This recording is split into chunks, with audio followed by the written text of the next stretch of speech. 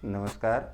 पिछले लेक्चर में हम लोगों ने देखा कि किस प्रकार से थ्योरी ऑफ इंटरफेरेंस फ्रिंजेज में हम position of maximum intensity and position of minimum intensity या position of bright fringe and position of dark fringe को ऑब्टेन करते हैं। और उसके बाद हमने थोड़ा सा ये भी देखा कि फ्रिंज विड्थ को किस प्रकार से कैलकुलेट किया जाता है, जिसमें हमने बताया कि दो कॉन्जिक्यूटिव ब्राइट या डार्क फ्रिंज के बीच के सेपरेशन को या बीच की डिस्टेंस को फ्रिंज विड्थ कहा जाता है। अब आइए इस लेक्चर में आगे चलते हैं और देखते हैं कि इंटरफेरेंस की कंडीशंस क्या होती हैं और उसके बारे में चर्चा करते हैं। तो देखते हैं यहाँ पर कंडीशंस फॉर इंटरफेरेंस।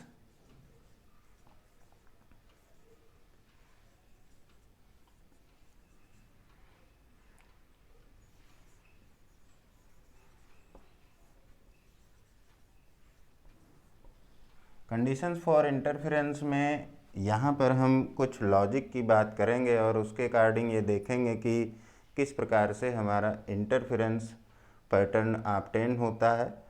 यहाँ पर इन बातों को जानने के लिए हम 3 ग्रुप में इसको डिवाइड करेंगे, जिसमें सबसे पहले देखेंगे यहाँ पर कंडीशन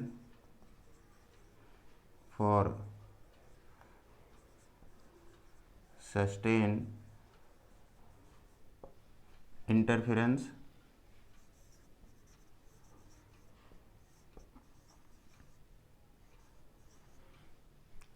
दूसरा देखेंगे यहाँ पर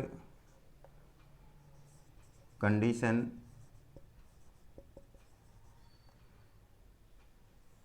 फॉर कंट्रास्ट इंटरफेरेंस।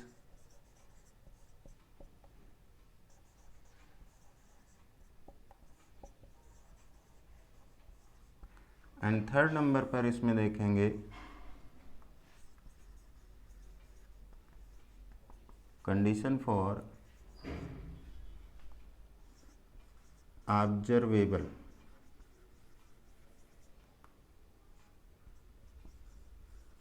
इंटरफेरेंस। अगर हम यहाँ पर कंडीशन फॉर सस्टेन इंटरफेरेंस की बात करते हैं, मान लीजिए कि यहाँ पर आपके पास 2 वेव्स दी गई हैं। यहाँ पर हम लॉजिक फर्स्ट की बात करते हैं, जिसके अंतर्गत ये कहा जाए कि अगर 2 आपकी सुपर इम्पोजिंग वेव हैं, एक को आपने लिया है y1 equal to a1 sine omega t और दूसरी वेव आपकी है y2 equal to a2 sine omega t minus five. इस प्रकार से आपने 2 वेव ली है और ये दोनों वेव लाइट वेव हैं जो कि सुपर इम्पोज कर रही हैं। तो इस सिचुएशन में अब आप यहाँ पर देख रहे हैं कि जो इनका एम्पलीट्यूड है a1 a2 है, फ्रीक्वेंसी ओमेगा एंगुलर फ्रीक्वेंसी के रूप में है। यहाँ पर ओमेगा को आप 2 पाई एफ के इक्वल लिख सकते हैं, जहाँ पर यह फ्रीक्वेंसी होगी, और फाई जो है इन दोनों के बीच का फेज डिफरेंस है। यहाँ पर जो अनिवार्य शर्त है वो ये है कि फाई, जिसे आप फेज डिफरेंस कह रहे हैं, phase difference must be constant. ये आपका कांस्टेंट होना चाहिए। मतलब कि 2 अगर वेव सुपर इम्पोज कर रही हैं तो डिफिनीशन में ही हमने बताया था कि जो यहाँ पर एम्पलीट्यूड हैं a1 a2 ये आलमोस्ट इक्वल हों, फ्रीक्वेंसी बराबर हो और उसके साथ ही साथ दोनों सुपर इम्पोजिंग वेव के बीच का जो फेज डिफरेंस है ये कांस्टेंट बना रहे। और अगर फेज डिफरेंस कांस्टेंट बना हुआ है तो इस सिचुएशन में ये अब कहा जा सकता है कि ये जो दोनों वेव्स हैं जिन सोर्स से आ रही हैं वो सोर्स आपके क्या होंगे, कोहेरेंट सोर्स होंगे। तो यहाँ से डायरेक्टली पहली कंडीशन आप लिख सकते हैं, that is the 2 sources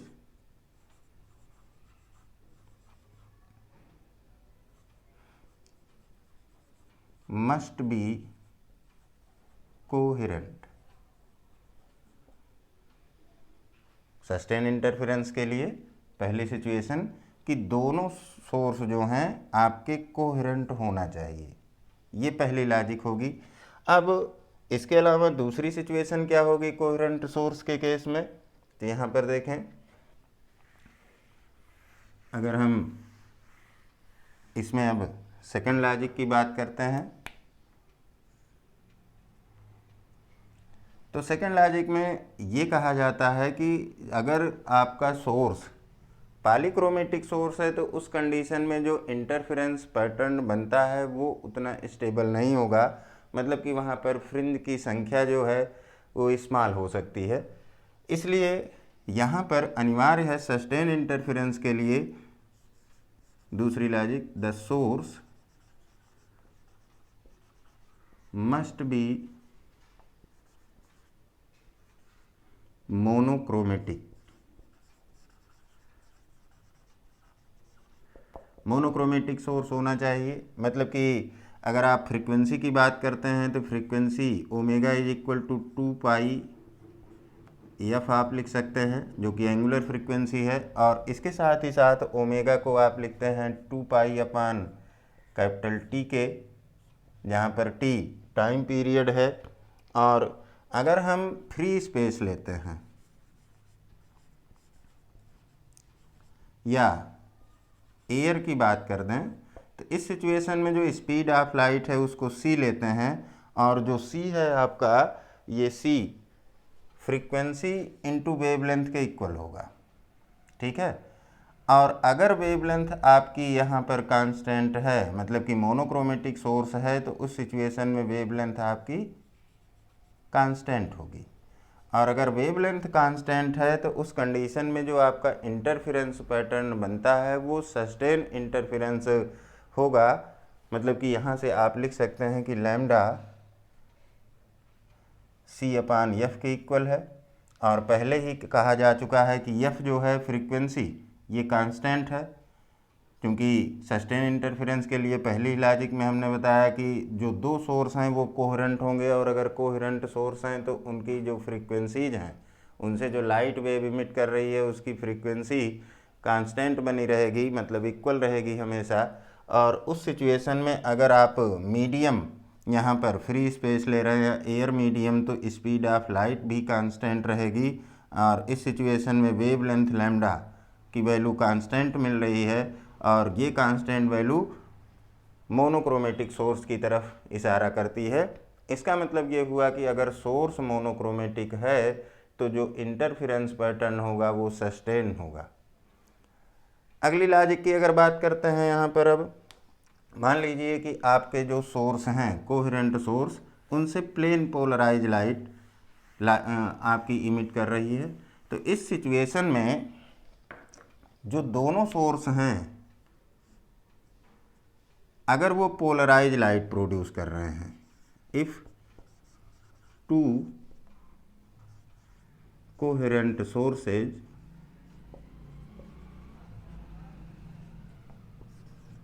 produce polarized light, then they must be in same state of polarization.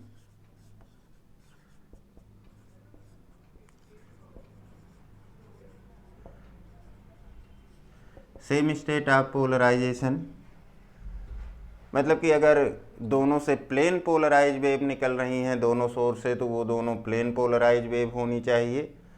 और अगर दोनों से दूसरे टाइप की पोलराइज वेव हैं, जैसे कि मान लीजिए सर्कुलरली पोलराइज हैं या एलिप्टिकली पोलराइज हैं, तो उस कंडीशन में उनके स्टेट में वेरिएशन नहीं होना चाहिए। दोनों सोर्स से जो पोलराइज लाइट इमिट कर रही हैं वो सेम स्टेट में होनी चाहिए। अगर दोनों सोर्स से निकलने वाली लाइट, जो आपके कोहेरेंट सोर्स हैं, उनसे निकलने वाली लाइट का स्टेट ऑफ पोलराइजेशन अलग अलग है, तो उस कंडीशन में आफ्टर इंटरफेरेंस या आफ्टर सुपरपोजिशन जो रिजल्टेंट लाइट मिलेगी वो अनपोलराइज लाइट होगी। और अनपोलराइज लाइट होने के कारण हमको इंटरफेरेंस पैटर्न नहीं मिल पाएगा, या ये कह सकते हैं कि सस्टेन इंटरफेरेंस हमको नहीं मिल पाएगा। तो ये 3 लॉजिक यहाँ पर जो हमने डिस्कस किया वो आपकी सस्टेन इंटरफेरेंस की कंडीशन को सेटिस्फाई करती हैं। अब इसके बाद आते हैं हम यहाँ पर condition for contrast interference. Second situation देखते हैं। कंडीशन फॉर कंट्रास्ट इंटरफेरेंस हम बात करते हैं अब लॉजिक में बढ़ते हुए आगे लॉजिक 4 की बात करते हैं यहाँ पर कंडीशन फॉर कंट्रास्ट इंटरफेरेंस में।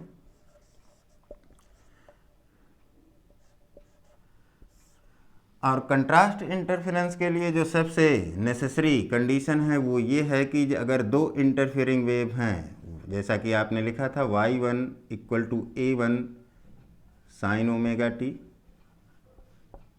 y2 equal to a2 sine omega t minus phi. इस सिचुएशन में अगर आपको कंट्रास्ट इंटरफेरेंस की बात करनी है तो A1 must be equal to A2, मतलब कि एम्पलीट्यूड एग्जैक्टली बराबर हों, जिन्हें आप कह सकते हैं कि ये A के इक्वल है। और इस सिचुएशन में जब आप मैक्सिमम इंटेंसिटी की बात करते हैं I मैक्स, तो जैसा कि आपने पढ़ा था कि K A1 plus A2 whole square है और ये आपका 4KA स्क्वायर के इक्वल आएगा। एंड अगर मिनिमम इंटेंसिटी की बात की जाए तो ये आपका K A1 difference A2 whole square है जो कि 0 आएगा। ये आपका ब्राइट फ्रिंज या मैक्सिमा की कंडीशन होगा और ये डार्क फ्रिंज की कंडीशन या मिनिमा की कंडीशन को सेटिस्फाई कर रहा है। मतलब कि जब आपके एम्पलीट्यूड A1 और A2 दोनों सुपर इम्पोजिंग वेव के इक्वल हैं तो उस सिचुएशन में मैक्सिमम इंटेंसिटी पर इंटेंसिटी जो है उसकी वैल्यू सबसे ज़्यादा मिल रही है, मैक्सिमम है, और मिनिमम इंटेंसिटी 0 हो जा रही है। मतलब कि जो डार्क फ्रिंज है वो कम्प्लीटली डार्क दिखेगी और ब्राइट कम्प्लीटली ब्राइट दिखेगी, और यही सिचुएशन कहलाती है कंट्रास्ट इंटरफेरेंस की। मतलब कि पूर्ण रूप से विरोधाभास है, जो ब्राइट है वो परफेक्ट ब्राइट है और जो डार्क है वो परफेक्ट डार्क है। और ये सिचुएशन केवल और केवल तब मिलेगी जब दोनों सुपर इम्पोजिंग वेव के एम्पलीट्यूड इक्वल हो जाएं। इसके साथ ही साथ कंट्रास्ट इंटरफेरेंस की सिचुएशन में जो आपके दो सोर्स हैं, मतलब कि हम अगर अगली लॉजिक की बात करें जो नेसेसरी कंडीशन है यहाँ पर, तो ये कह सकते हैं कंट्रास्ट इंटरफेरेंस में लॉजिक 5 ले लें कि जो सोर्स है, the source must be narrow source. Narrow source जैसा कि आपने देखा था यंग्स एक्सपेरिमेंट के केस में ही कि वहाँ पर जो सोर्स लिया गया था वो स्लिट के फॉर्म में था। और जब स्लिट की बात करते हैं तो slit is a rectangular aperture having its length very large in comparison to its breadth. इसकी चौड़ाई की अपेक्षा इसकी लंबाई बहुत ज़्यादा है। यहाँ पर ये इसकी चौड़ाई है, इसकी लंबाई, मतलब कि अगर हम लंबाई को यल लें और चौड़ाई को यहाँ पर कह दें कि वो b है, तो b जो है वो वेरी वेरी लेस दैन यल है इसकी लेंथ के रिस्पेक्ट में, और ये b है आपका। b जो है वो लेंथ के रिस्पेक्ट में वेरी लेस है, या कह सकते हैं कि नेग्लिजिबली स्मॉल है। और इस सिचुएशन में अगर आपका सोर्स है जिसे आप स्लिट कहते हैं, तो ये स्लिट सोर्स लिया गया क्योंकि नैरो सोर्स की आवश्यकता है। कारण क्या है इसका है कि अगर आपने ब्रॉड सोर्स ले लिया, मान लीजिए कि आपका जो स्लिट है उसकी चौड़ाई बहुत ज़्यादा है, तो उस कंडीशन में जो ब्रॉड सोर्स है, मान लीजिए कि कुछ इस प्रकार से एपर्चर है, तो ये जो ब्रॉड सोर्स है इसकी अगर चौड़ाई ज़्यादा है तो इस सिचुएशन में ये नंबर ऑफ नैरो सोर्स की तरह बिहेव करेगा। मतलब कि large number of narrow source का कॉम्बिनेशन हो सकता है, और प्रत्येक नैरो सोर्स अपना खुद का इंटरफेरेंस पैटर्न प्रोड्यूस करने लगेगा। इस प्रकार से अगर प्रत्येक नैरो सोर्स अगर अपना खुद का इंटरफेरेंस पैटर्न प्रोड्यूस करता है तो इंटरफेरेंस रीजन में या सुपरपोजिशन रीजन में सभी इंटरफेरेंस पैटर्न की ओवरलैपिंग होगी, और ओवरलैपिंग होने के कारण इंटरफेरेंस रीजन में आपको कॉन्टिन्यूअस इल्यूमिनेशन दिखाई पड़ेगा, और उस सिचुएशन में अब आपको इंटरफेरेंस पैटर्न ऑब्टेन नहीं होगा। तो कंट्रास्ट इंटरफेरेंस के केस में दो लॉजिक आई। पहला हमने बताया कि एम्पलीट्यूड दोनों सुपर इम्पोजिंग वेव के इक्वल होने चाहिए, और दूसरी सिचुएशन ये है कि जो सोर्स है वो आपका नैरो होना चाहिए। ठीक है, और ये सिचुएशन केवल और केवल डिवीजन ऑफ वेव फ्रंट के केस में लागू होगी। आगे चल के हम देखेंगे कि जब डिवीजन ऑफ एम्पलीट्यूड का केस आएगा इंटरफेरेंस में, तो जो सोर्स है वो नैरो होने के बजाय ब्रॉड हो जाएगा। लेकिन इंटरफेरेंस की कंडीशन में हम जो कंडीशन शो करते हैं वो डिवीजन ऑफ वेव फ्रंट का केस लेकर चलते हैं, और डिवीजन ऑफ वेव फ्रंट के केस में अगर कंट्रास्ट इंटरफेरेंस की कंडीशन को सेटिस्फाई करना है तो पहली लॉजिक है कि A1 और A2 बराबर हों, मतलब कि दोनों सुपर इम्पोजिंग वेव के एम्पलीट्यूड इक्वल हों, और दूसरी सिचुएशन है कि जो सोर्स है वो नैरो होना चाहिए।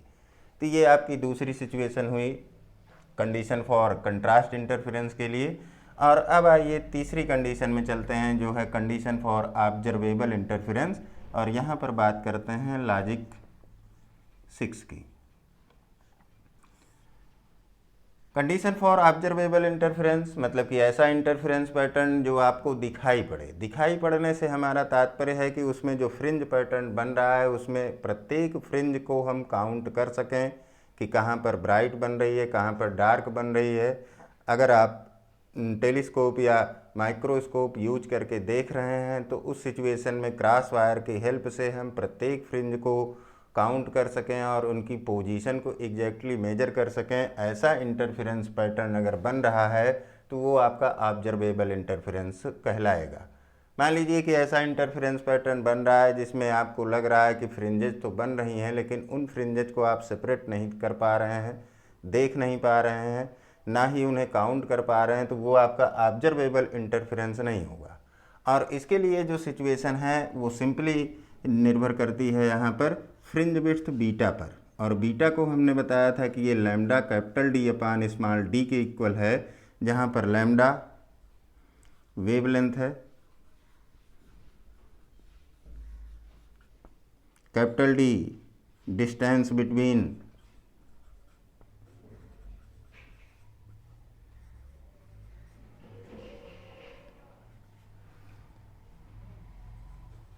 Coherent source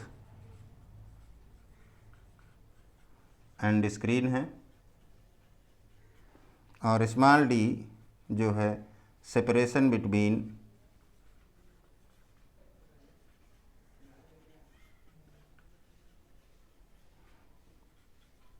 coherent sources.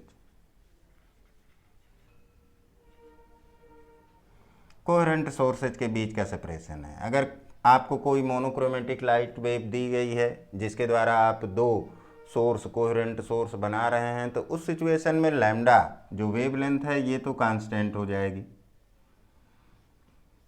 ये कांस्टेंट वैल्यू रखेगा मोनोक्रोमेटिक लाइट के केस में। इसका मतलब ये हुआ कि फ्रिंज विड्थ बीटा जो है आपका वो डायरेक्टली प्रोपोर्शनल है कैपिटल डी के और इन्वर्सली प्रोपोर्शनल है स्मॉल डी के। और इन दोनों ही सिचुएशन में आप देख रहे हैं कि अगर डी को हम ज़्यादा रखते हैं, मतलब कि स्क्रीन की डिस्टेंस ज़्यादा है, तो उस सिचुएशन में फ्रिंज विड्थ बीटा की वैल्यू ज़्यादा आएगी। और अगर कोहेरेंट सोर्स के बीच का सेपरेशन कम है, उनके बीच की डिस्टेंस कम है, तो उस सिचुएशन में भी फ्रिंज विड्थ ज़्यादा होगी। और अगर फ्रिंज विड्थ ज़्यादा है, मतलब कि फ्रिंजों की चौड़ाई बहुत ज़्यादा है, तो उस सिचुएशन में जो आपका इंटरफेरेंस पैटर्न है वो वेल ऑब्जर्वेबल की कंडीशन को सेटिस्फाई करेगा और अच्छी प्रकार से दिखाई पड़ेगा।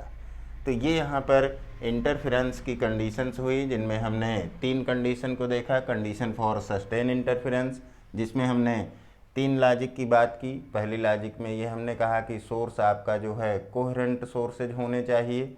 दूसरे में हमने कहा कि सोर्स मोनोक्रोमेटिक होना चाहिए। और तीसरी लॉजिक में हमने बताया कि अगर कोहेरेंट सोर्सेस से प्रोड्यूस होने वाली लाइट पोलराइज लाइट है तो वो सेम स्टेट ऑफ पोलराइजेशन में होनी चाहिए।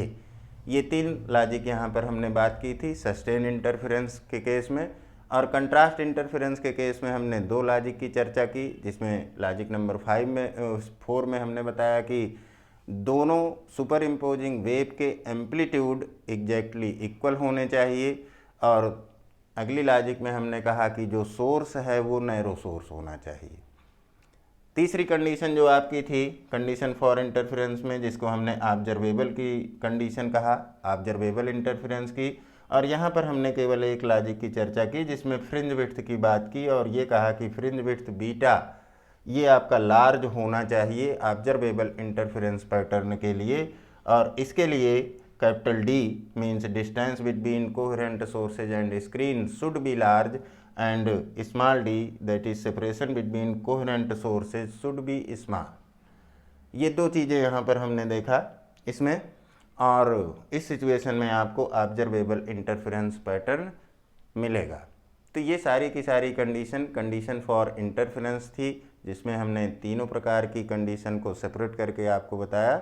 आज के लिए इतना ही, और इसके आगे अब देखेंगे नेक्स्ट लेक्चर में कुछ डिवीज़न ऑफ वेव फ्रंट के केस में कुछ हम अपर्चर यूज करेंगे, कुछ एप्लीकेशन देखेंगे, जिसमें आपको यहाँ पर 3 एप्लीकेशन देखने हैं।